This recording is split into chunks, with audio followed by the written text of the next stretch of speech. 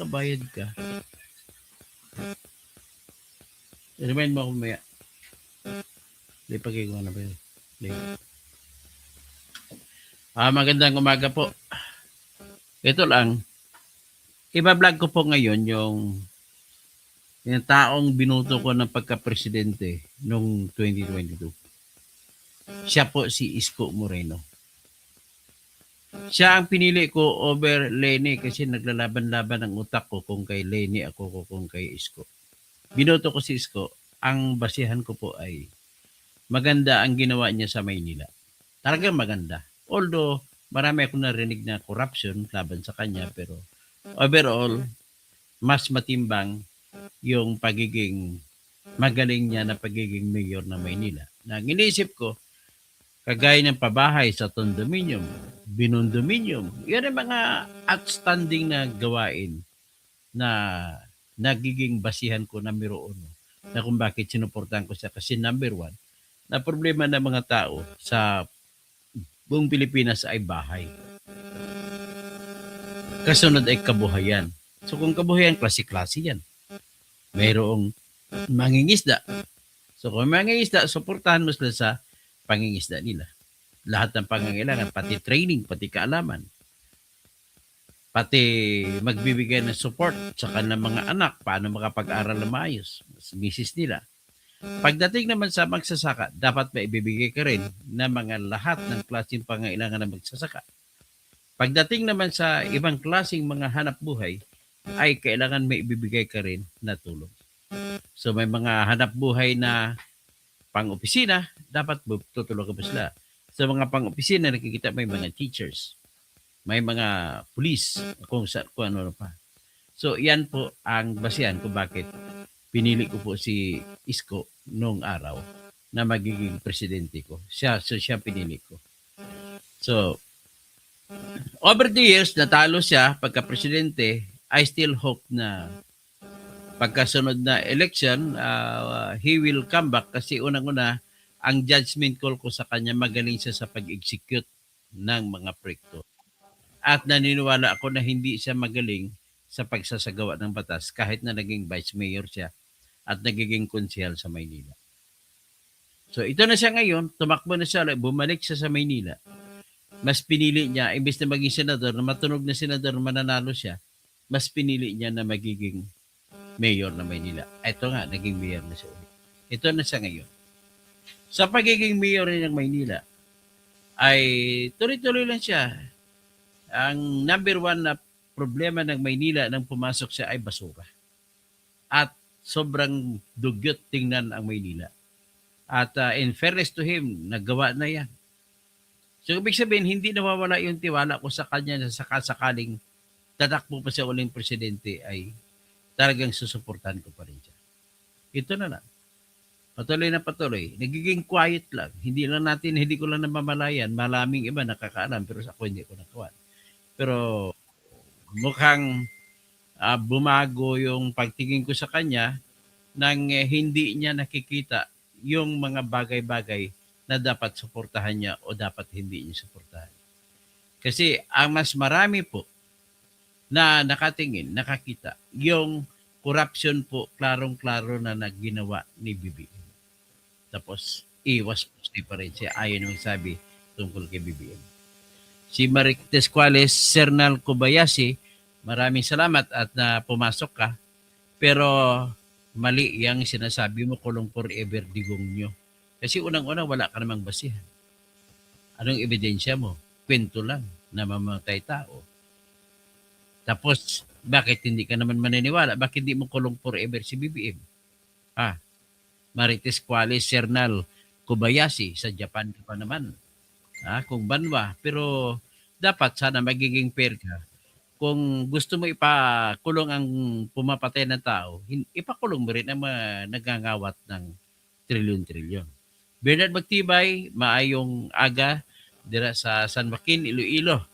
Maayong aga man sa akon nga mga paryente, mga pakaisa, pakaduha, na yara dira sa Ahoy, sa Barutak, Iloilo, kag sa Sara, Iloilo. Conception, Trupaday lang na. Balasan, is papunta ka sa istansya. maayong aga sa inyo tanan. Ito si Isko, taga Antique din na to tatay. Ang nanay taga Samar. Kumbaga Bisaya siya, pero dalawang klaseng Bisaya, Waray at saka Ilonggo. So anyway, I'm just telling about Isko. No, I could rate him as the best mayor ever. Next to, sabi ko lang, next to Arsenio Lacson. Si Lacson kasi talagang legend yun, namatay na lang yun, mayor pa ng Maynila. Hindi natalo na pagiging mayor ng Maynila yun. Although, ang katotohanan doon ay namatay siya sa kandungan ng babae. Yan naman, siguro ang pangit naman doon. But then, siguro, yan ang katibayan na lahat ng tao may kabutihan, may kapangitan. But then, when it comes to him being the mayor, undefeated mayor siya. Siya po yung first elected mayor ng Manila, si Arsenio Lacson. At naging congressman siya. At siya lang po, kung ihambing ko siya, at saka kay Isko, sa panahon ni Arsenio Lacson, inaway niya ang presidente ng Pilipinas noon na si Elpidio Quirino. Hinamon pa nga niya yan eh. Yung colonel dyan sa Manila Police District na inappoint ni Quirino, hinamon niya ng duelo yan. Nagpangita sila, magkita sila sa sa Luneta Park, duelo, wala nang iba makialam. Buti may nakaalam. Pasikreto lang silang dalawa. Matapang din yun si Colonel Cabrera. So Colonel Cabrera, the legendary Manila Police Chief, kalaban si Mayor Arsenio Lacson. Abiro mo, Mayor tsaka Hepe magduduelo. Buti na lang, napigilan sila ng kanikanyang mga bata at hindi natuloy. Pero, yung pagka-legendary naman ni Arsenio Lacson, siya po ang mayor na lumalaban sa presidente ng Pilipinas. Sabi niya, Dinider, gusto niyo, bawalan ko kayo pumasok sa Maynila? Ang Malacanang sa Maynila. Ganun po katapang si Arsenio Lacson. At may isang legend na kwento ko si Willie Baon. Buhay pa si Willie Baon, aming kolumnista na magaling sa People's Journal Tonight. Sinabi niya sa akin, Toto, talagang wala nang tatalo kay Arsenio Lacson na mayor ng Maynila. Bakit? Wala pa si Isko doon. Ano pa lang si Isko doon, mga konsehal? Sabi niya, yung Intramuros ngayon, punong-puno yan ng squatter noong araw. Nagpagawa siya ng settlement area doon sa Pandakan. Wala pang tao doon ng mga Pandakan noon. Ano pa lang yan? Kumbaga no man's land. So, ngayon, ang ginawa niya, kinuha ng Manila City Government ang Pandakan at ginawa ng mga tenement. Tenement, ibig sabihin yung mga small rise, low rise condominium. At gusto niya ilipat ang mga nakatira ng mga squatter sa mula Intramuros, dadalhin dun sa Pandakan. So, tapos, ang mangyari nito ay sabi niya, bakit dapat pumunta kayo doon? So, ang ginawa niya ay nagpatayo siya. Kumbaga, wala nang gagawin ang mga squatter. Lilipat na lang, bitbitin yung mga gamit nyo, mga damit nyo, at lilipat na, titira na kayo doon. Dalhin yung stove ninyo lahat. At higit sa lahat, may isang sakong bigas pa kada buwan na binigay. Ganon po yung Mayor Arsenio Lacson. Wala ka doon, Isko. Talo ka ron. Kaya nabuo yung Pandakan ngayon, isa sa pinakamaigi at pinakamagaling na distrito ng Maynila. Yan ay pinunla, sinilang, ginawa at pinaunlad ni Mayor Arsenio Lacson. So ngayon, ayaw. Alam mo yung ginawa niya? Uso pa noon yung, alam niyo ba, jeep na wheelies nung araw? Top down. Walang bubong na jeep. Yung makatatapos na kasi ng gera sa Amerikano versus Japan, yung mga jeep dito, iniwan ng Amerika sa pinagbebenta. Isa noon sa nakuha ni Mayor Lacson. Tapos, hindi pa naman noon stricto sa barel, So nilagay niya yung machine gun sa taas ng jeep. Pumunta siya sa Intramuros. Nag-anunsyo siya. Kailangan lumipat na kayo. Libre bigas, libre tirahan, libre lahat. Sa inyo na magiging inyo na yung bahay. Akalain mo binibigay ang bahay. Hindi pinapakagaya ngayon pabayaran mo pabuwanan. So yun ang ginawa niya. Ayaw. Ang ginawa niya, pinaputukan niya ng machine yun. Brrrr, pero hindi pinatamaan, siyempre. Pinaputukan lang, tinakot niya lang. Nag-isa-isa alsahan ang mga squatter. Lipat sila sa Pandakan. Pagdating sa Pandakan, ayun, mula noon hanggang ngayon, hindi alam na mga taga-Pandakan sa ngayon, na mga huling tubo, na kung sino ang bayani ng Pandakan, na si Arsenio Lacson. So, yan, kinikwento ko yan. Ikumpara ko naman sa condominium at binondominium ni Isko Moreno. Magaling din yun. Diyan nga ako humanga sa kanya. Kaya nga, binuto ko siya nung tumakbo siya ng 2022 pagka-presidente. So, ang kanya naman, ang condominium, binondominium, in-award niya sa mga maralita din. Hindi sa pamamaraan ng persahan. Kundi, pag na-award na, babayad din sila, pero kukunti lang naman. Pero kung ikumpara mo kayo sa proyekto ni Lacson, libre lahat le.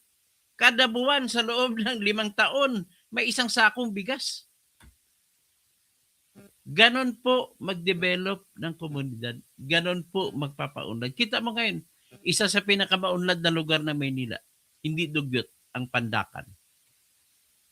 At naging lugar pa yan, naging sikat pa yan, ang ginawa ng lahat ng oil depot nandyan. Lahat ng mga tambakan, imbakan ng mga refined gasoline and diesel, dyan nakalagay. Nilipat na lang. Tinanggal na lang at nilipat na sa Batangas. Kasi sa takot nila sa panahon at Tiensa na mayor, sa takot na baka atakihin ng bigla ng terorista ang Maynila at iyon lamang ang birahin, sunog na ang buo. So, kinikwento ko lang ito para ikumpara ko sa ipamukha ko kay Isko na binuto ko pagka-presidente. Ang ayaw ko sa kanya, ayaw niya i-recognize na talagang may nakawan na nangyari sa Pilipinas. Pakinggan natin siya at pilit siya tinatanong ng mga banateros.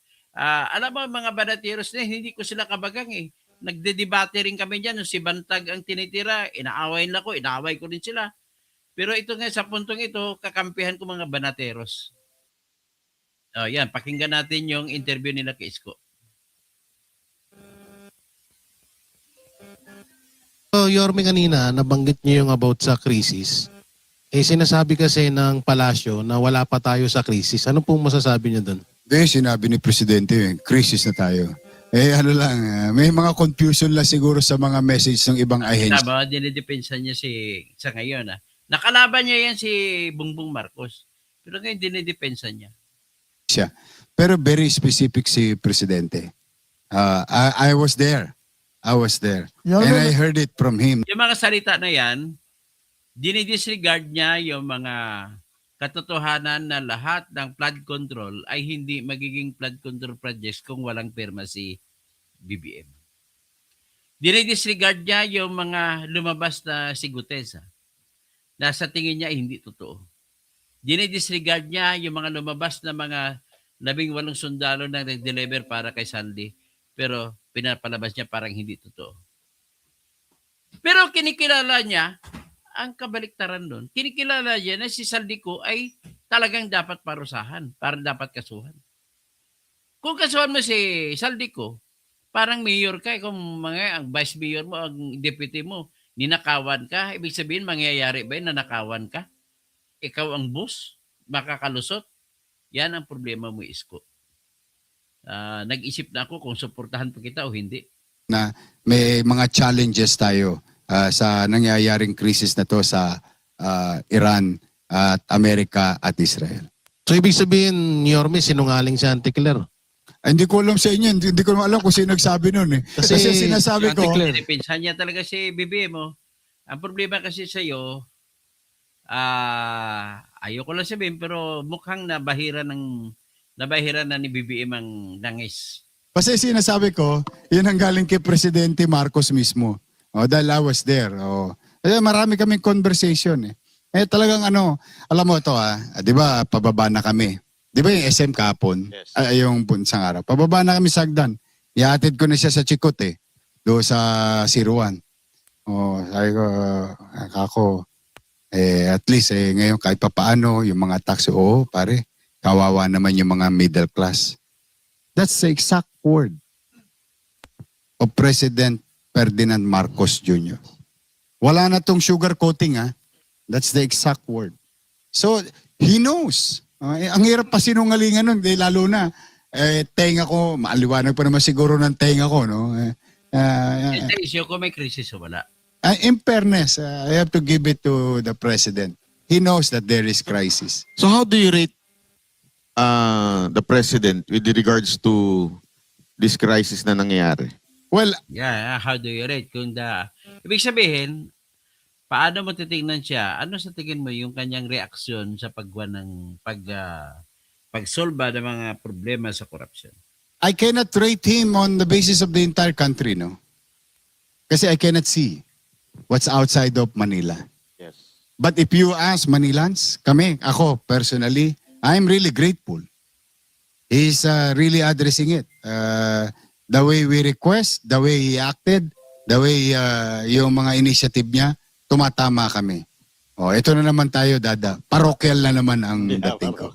Kasi yun talaga Hindi Pero ko pwede pagsinungaling yun. Tapos na yung laban eh. Hindi, hindi ko pwede pagsinungaling yung isang bagay na natikman namin mga taga Maynila. Now, with Metro Manila, I don't know.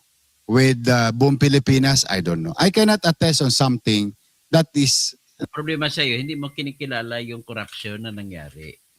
I am not a witness or not experience the situation. The same thing what we're experiencing in Manila. In terms of yung tanong ko, Bakit? Kung sabi kasi Manila, hindi naman lahat ng Manila kinikwento mo nakatikim. Huwag ka nang magsinungaling. Mamay matatalo ka na sa Maynila dito. Yung corruption. Oh. Kasi, syempre, Ayun, corruption. Tingnan natin ano sagot niya sa corruption. Itong pinakamainit na isyu.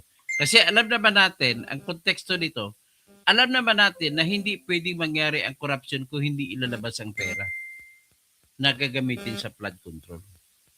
Ngayon ang tanong, sino ang naglalabas ng pera? Di presidente. Siya nag-utos niya sa DB, maglabas ka ng saro. Maglabas ka ng lahat ng NCA, Notice of Cash Allocation.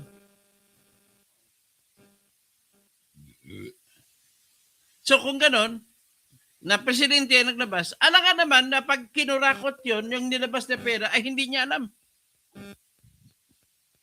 Sila nag-implement. Ang nag-implement yan, DPWH. Nasa ilalim niyang DPWH. Ibig ba sabihin, bulag ka pumipirma? Wala pong ganun. Kung bulag ka pumipirma, huwag ka na maging presidente.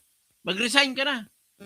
Kaya ka naging presidente, ang tiwala ng tao sa iyo ay lahat. Lahat. Huwag ka mag-excuse na hindi mo nakita, hindi mo nabantayan. Hindi ka pwede mag-excuse ng ganun. Kumbaga, ang iyong obligasyon sa tao na bumoto sa iyo ay lahat. Ibig sabihin, ikaw do it all, superman ka. Pag hindi mo may isang bagay ka hindi nagawa, ay magdududa ng tao sa iyo. Pero ang bagay na pinaka-importante na hindi ko bumaba at sawata, kagaya ng korupsyon, may problema ka. At ito si Isko, hindi niya nakita yun. Pakinggan niyo. Kaya hindi na rin kita makikita, ay hindi ka na makatakbo sa pagka-presidente. Marami nang madidismaya na tao sa iyo. Hindi mo ina-acknowledge ang corruption. Hindi ka tumutulong para labanan ang corruption. Baliwala lang sa iyo yung mga boses na ni Gutesa. Baliwala sa iyo yung mga boses ng 18 mga dating sundalo na may mga litrato pang pinakakita sa pag-deliver. At napaka-illogical naman. Kilalanin mo na gumawa ng kasalanan si Saldico, tapos hindi mo kilalanin na may kasalanan si BBM. Alam naman natin, narinig mong kwento na yan kung saan hinatid yung mga maleta. Tapos hindi mo kilalanin. Utang. Di ba? Okay, pakinggan natin. Sa Manila, okay yung Manila, no? Kaya lang, syempre, yung presidente ng Pilipinas, marami mga Pilipino outside Manila na nagsasabi na affected sila sa corruption na Tama naman, isinasangkot yung presidente. And we are sure, mag-agree kayo dito na pati mga taga Maynila apektado rin doon. Of Ano course. ang stand nyo doon sa mga corruption issues na ibinabato sa presidente natin? Bago ko sagutin, nais ko lang i-remind si Isko na si Hani Lacuna na kinalaban niya na dati niyang kasama, dati niyang vice mayor, ay suportado ni BBM nung nakarang eleksyon. Tapos, sabihin natin malakas talaga si Isko, kahit suportado pa yan, kayang-kayang talunin yan. Pero ang katotohanan, pinapunta niya si Sara Duterte sa lahat ng rally nila. Ibig sabihin, pwede mo sabihin kahit hatiin mo sa tatlo, ang boto ni Isko, ang isa doon sa tatlo ay mga butante ni Sara na tumulong sa iyo. O, di ba? Isko? Oh. Well, if there is one thing that I've been seeing is that left and right cases are being filed. That's the way to... Hey! Mali ka. Nagdadahilan ka. Hindi pa nga nakasuhan ng lahat ng mga congressman. Si Bong Revilla ang kinasuhan. At ang kinasuhan, mga engineers lang. Si Romaldes hindi nakasuhan. Si BBM hindi nakasuhan. Ang daming kawatan, hindi nakasuhan. Si Manny Bunuan, hindi nakasuhan. Ang daming-daming mga congressmen. Tapos sabihin mo, lip and right ang kaso? No way. do it. We are a country of laws, men of laws. Salita ka, country of laws, men of laws. Hindi nga nakasuhan ang dapat kasuhan. Country of laws, men of laws ka pa. We cannot put the law in our hands. And if Hindi naman ang tinihingi sa iyo yung iyong pag-side sa katarugan. Ano bang statement mo? Kasi malaking tao ka sa Manila, maraming nagre-respeto sa iyo. Magbigay ka man ng inspirasyon sa mga tao na naghabol ng katarungan mula sa mga pagnanakaw mula sa kaba ng bayan sa pamamagitan nitong flood control na to. Kinatabunan mo, iniiwasan mo na sasabihin na guilty din si Bongbong Marcos. Kahit sabihin mo lang, duda ako dyan, hindi mo sinabi na banggit. can assess what is happening at patungkol sa mga nag-aabuso, Karat assess, ibig sabihin, pabulag-bulagan ka. Pabulag-bulagan ka. Kung pwede ko palang bawiin ang boto ko sa iyo eh. at nag-abuso. At walang politiko na matino na katanggap-tanggap yung ginawa ng iilang individual. Na siya namang napaila na ng mga kaso. Wala, hindi pa napailan lahat.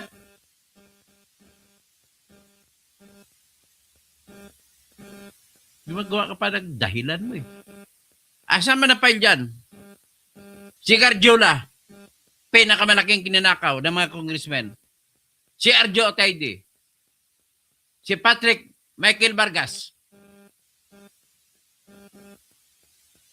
Si Marvin Rillo. Sa inyo dyan, sa lugar niyo, si Abante. Si Chua. Ang daming nanakaw. Tapos, naalala ko si Chua. Binanatad mo pa nga yung barangay hall na pinatayo ni Chua. Pinagiba mo pa. Tapos hanggang ngayon, asan ang kaso? Grabe.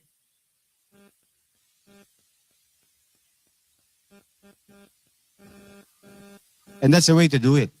Now, that's the first part. May first part ka pa nalalaman. We go after them. The second part is that like Vince Dison, Secretary of DPWH, and other secretaries is now coming up with a new system. A new system wherein wag na maulit to sa anak natin. So, Oli, sa'yo, sa anak mo, may anak ka na, di ba? Wag na maulit sa kanila to. Ano ba yung system na yan? Now, we have an opportunity to do something today. We, today. Kaya nga Those naman- in government like me and others, we have to really come up with a system that this thing, the flood control scandal, should not happen again. It may Quinto. happen at some level of corruption. Baka may innovation eh. Oo. Uso nga yun, scam sa text eh, di ba? Nag-innovate na scammer ngayon. Ang budol ngayon, ano na eh, nasa text na eh, di ba? Nag-innovate eh. But itong, sobra naman kasi talaga. Talagang hindi katanggap-tanggap. Okay, yan. Kinikilala mo pala sobra. Paano? Tanong mo ba sa sarili mo na ang presidente kaya may kinalaman dyan? Bakit sumubra? Hindi mangyayari yan, Isko, naging mayor ka na ilang beses. Hindi mangyayari yan kung hindi papayag ang hepe. Sinasabi, paano naman si Eddie? Eddie ako? Dapat makagawa ng sistema. Now, again, to add up to those people who committed, di ba nag-hearing ngayon, Sandigan Bayan, Ombudsman, Ilan lang yan eh. May kinasuhan ang dapat na makukulong, hindi kinakasuhan. Korte, and so on. That's the way to do it. I think it's The way to do it. The way is not enough. It's not sufficient. Kasi maraming pinoprotektahan ang mga kumakaso.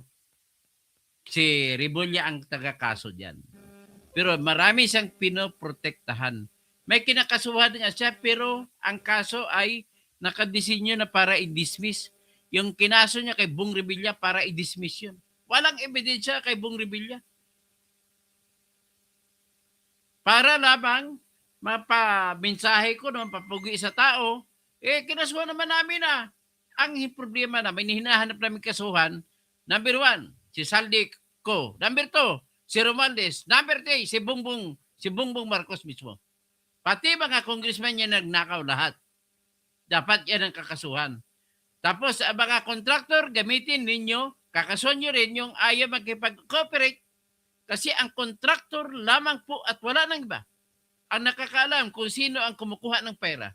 Kaya dapat ang contractor ay kaibiganin niyo lahat ng contractor. Alokin niyo kapalit ng maigsing kahit daw lang parusa. Gawin siya ng state witness lahat para ituro ang lahat ng mga congressmen, lahat ng mga binibigyan nila ng pera. Si Saldi ko naman ang susi para kay Romualdez at saka kay BBM. Hindi na tabunan mo pa si BBM eh. doing a good job about this, going after this. Now, ang tingin ko, ang inaasahan ngayon, hulaan ko lang, hula ko lang naman to. Baka pa naghahanap ang taong bayan ng iba pang isda na dapat makalawit. Yung Basta style mo hula, nag-iwas ka lang eh. Iba pang isda. Ang pinakamalaging isda dyan, yung dinidepensa mo, si BBM. panagot. In the way naintindihan ng tao na sa tingin nila sino pa ang maging Namin naintindihan. Ang naintindihan namin si Bongbong Marcos ang guilty. Si Romualdez.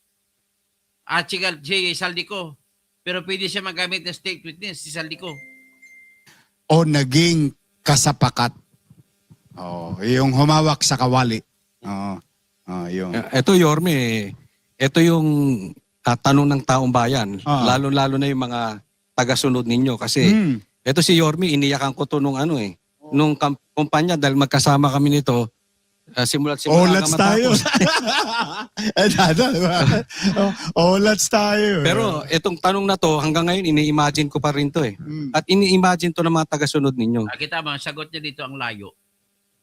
Tanong ni Cotsole, ang sagot ni Yorme ang layo. Kung ang nanalo ba ay si Yorme, ito bang problema natin ngayon sa ghost projects, flood control scandal, wala to. Tingnan mo sagot niya, Ang hirap sumagot sa bagay na hindi nangyari. Yan, paiwas. Kasi hindi niya pwede mabanggit, matitira na si Bongbong Marcos kung magbanggit siya. Hirap eh. Pero kayo, sa tingin nyo, Kasi yun ang kayo na lang sinasabi. siguro mag-gusto sa akin. Kayo Actually, na yun lang. ang sinasabi, Yorme. Ano daw eh. Nakita nyo ako nung nag-mayor ako. Tingnan ninyo siguro to answer that directly, magbibigay ako ng isang sitwasyon. At kayo na ang humusga ng Layo ng mga kan mo, umiiwas ka sa tanong eh. Sagutin mo direkta. ng iba pa. 30 years, hindi madaanan ng rekto. Ang Waluna. Ikaw, tama, holy child ka na sumasakay ka ng Waluna Divisoria, di ba? Hindi nadadaanan. Di ba yung first term ko,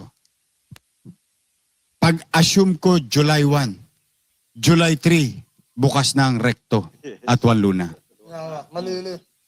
15,000 obstruction. Done. 30 years problem. Nawala. Kaliwat kanan pa nun ng PPP.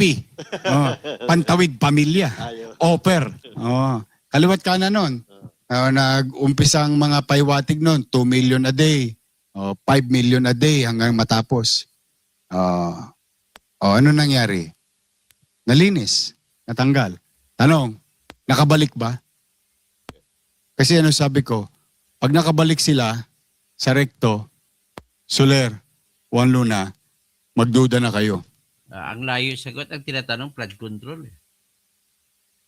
Tumanggap na ako. Di ba? Ay siguro that answers your, yun na lang. Hindi ka nag-answer eh. Ganun na lang. So- Mas bahala na kayo mag-busga. Yorme, tanong, meron po bang ghost project sa Maynila? Yan. Na Pa rin ang sagot niyan.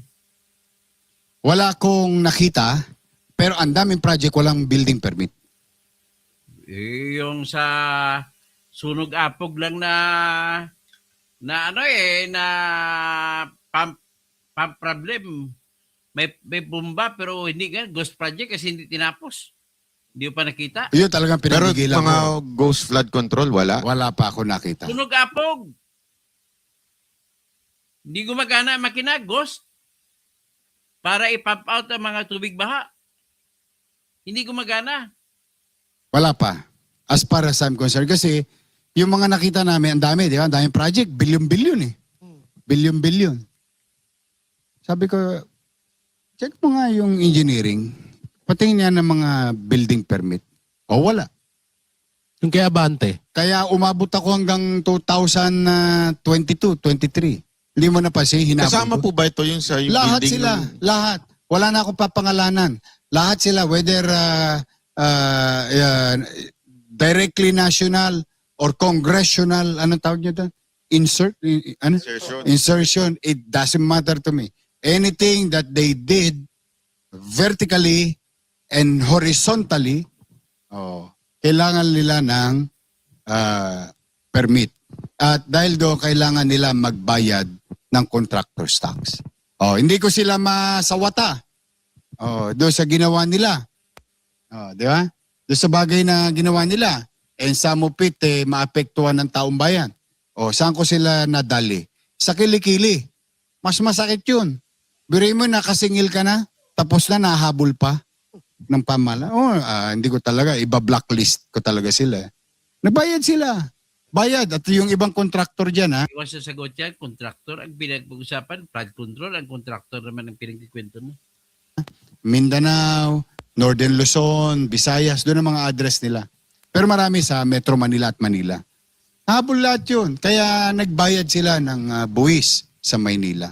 Saka ko inisyuan ng mga permiso. Di legitimate na sila. Bayad sila eh. Kaya sino nakinabang sa Chape? Di ba mamamayan? Happy na ako doon. So Mayor, napag-usapan na yan, ghost project na yan. Kasi ito yung tinatanong ng mga netizen ngayon. Naniniwala po ba kayo na mastermind nga talaga si Bongbong Marcos sa nakawan na nangyayari sa gobyerno? At tingnan mo sagot niya. Sobrang paiwas yan. Ano yun eh? Chismis yun eh.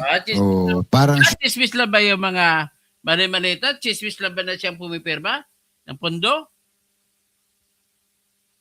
Mayor ka, alam mo yan, hindi mangyayari ang mga flood control na kung hindi binigbigyan ng go signal yan ni BBM, ni Saldico, na appropriations chairman, ng DPWH.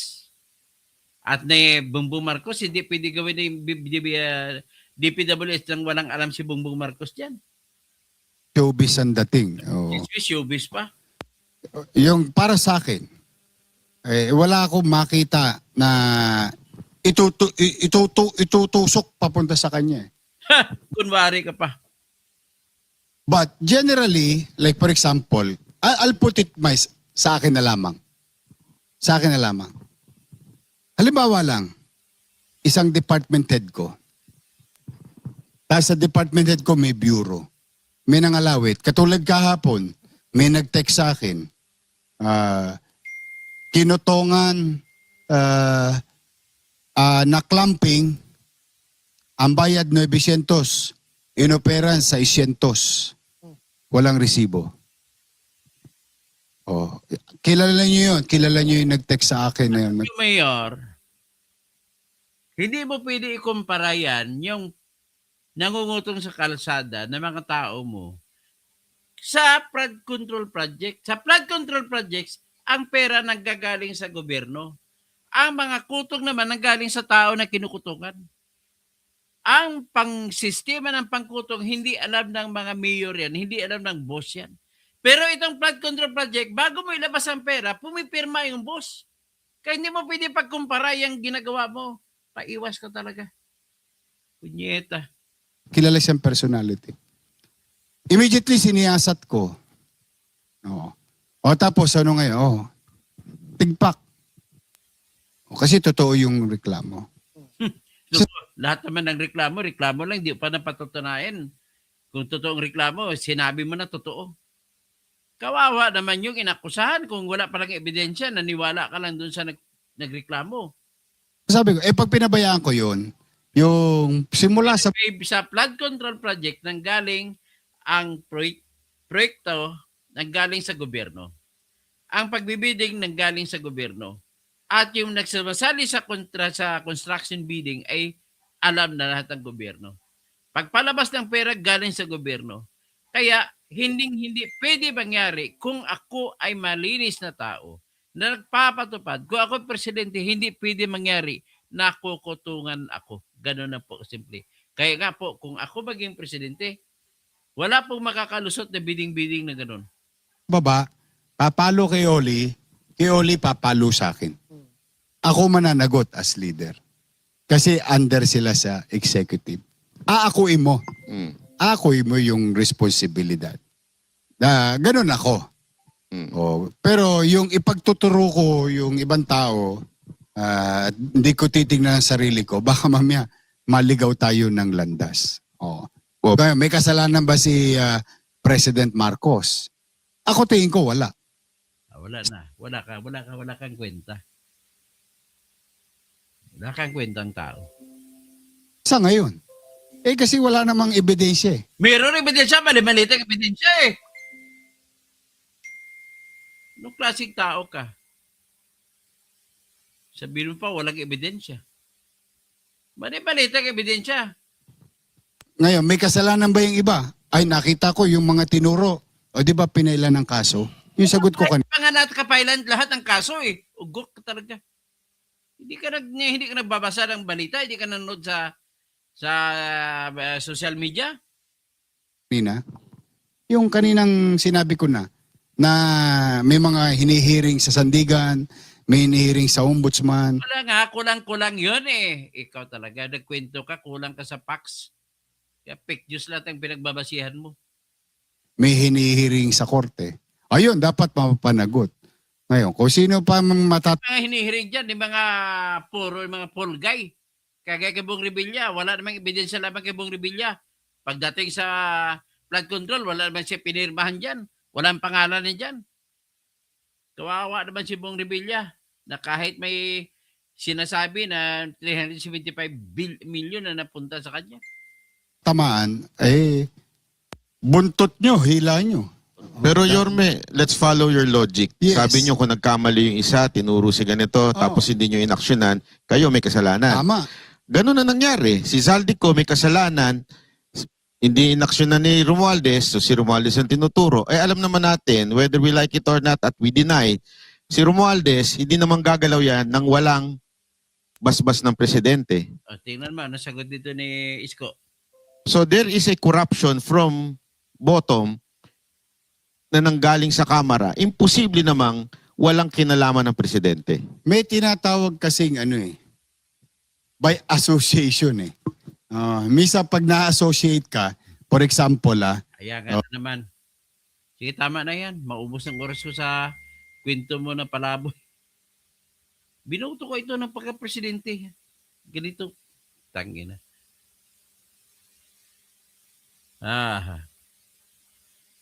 Ganun lang kasimple.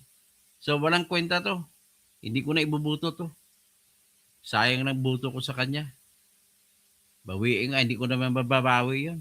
So, ano na lang. May 40 minutes pa lang naman. May basahin na sandali. Tapos si William Salceda, command responsibility and Iskoy, paanong walang kasalanan ng presidente? Bakit pinirma niyang budget na may insertion? O nga, ganun na kasimple. Playing safe nga, tama ka. Rob Parr. Oh, yeah. Joel Parr, ang aking kaklase. Oh, kunsyal. Alam ko, bata mo ito si Isko eh. Ay, nako. Helen Baguio, pang Isgira. Parang si Isgira si Isko. Ganun ka. Randy Ramirez, kung sa'yo walang naitulong, kung sa'yo walang naitulong, hindi ko kailangan, kung sa'yo walang naitulong, hayaan mo na si Yorme. Hindi ko kailangan ang tulong sa akin, ang kailangan ko tulong para sa bayan. Ganun na Randy Ramirez. Alan Miole, lumabas na yung kaliskis niyan, buhaya. Jimbay Lamban, mga Duterte lang talaga mababait sa kanila. So, Ani Estalyo, agree ako sa iyo, sir, walang kwenta sa politiko na to.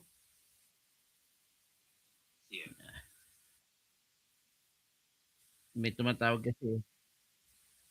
Berge Piquero. Tapos si Randy Ramirez, sa kanya kasi may naitulong Pangulo Marcos na kayo kumontra. Kung sa inyo walang maitulong, ay bakit ko kailangan tutulong? Personal ko, hindi ako pwede tutulungan. Kasi personal lang aking hinahanap. Pangit yun sa personal ko. Pangit yun. Hindi pwede ako tulungan.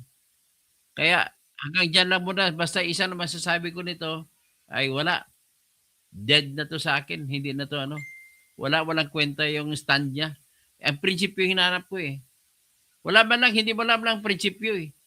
Ibig sabihin, pera-pera lang.